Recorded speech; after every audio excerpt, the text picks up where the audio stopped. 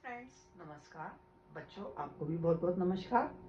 तो आज का टॉपिक है संस्कृत में समय कैसे देखें। जैसे हम हिंदी में बोलते हैं कि अभी 10 बजे या सवा 10 बज गए, ठीक है, या 10:45 हो गए हैं, तो इस टाइप का भी हमने लिखा है। तो संस्कृत में जैसे पौने 11 है, हिंदी में बोलना है पौने 11 बजे हैं या पौने 12 बजे हैं, तो हम इसे संस्कृत में कैसे लिखेंगे और कैसे बोलेंगे। तो सबसे पहले पौने की संस्कृत देखो। पौने की संस्कृत है पादोन। पादोन माने पौने, यानी 45 मिनट्स। 10:45 यानी पौने 12 बज गए, तो हम बोलेंगे 11:45 हो गए। ठीक है, तो अब इसको ही हमें हिंदी है दिया गया है, उसकी हमें संस्कृत लिखना है, तो कैसे लिखेंगे। तो समझिए, 11:45, तो हम बोलेंगे 11:45 भी बोल सकते और पौने 12 भी बोल सकते, दोनों चीजें बोल सकते। बोलेंगे घड़ी में देखो कितना टाइम है, पौने 12 बजे, तो पौने 12 को हम 11:45 भी बोल सकते हैं। तो अब ये पौने पौने को की संस्कृत है पादोन। इसको समझ लो, पौनों की संस्कृत है पादोन।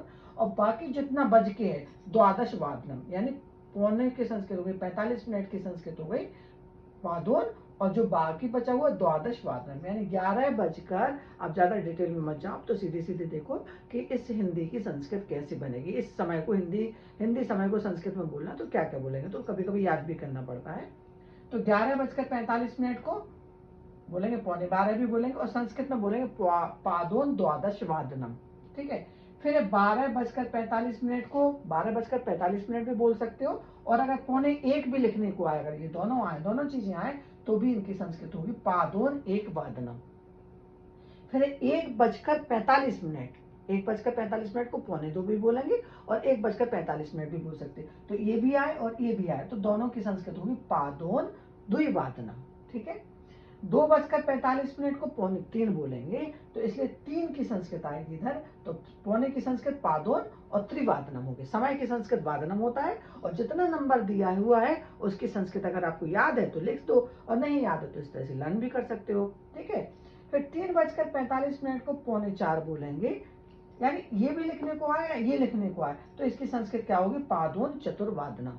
ठीक है, 10:45 10:45 को हम पौने 11 भी बोलेंगे, और इसको संस्कृत में क्या लिखेंगे, पादोन एक दश वादना। पादोन एक दश वादना।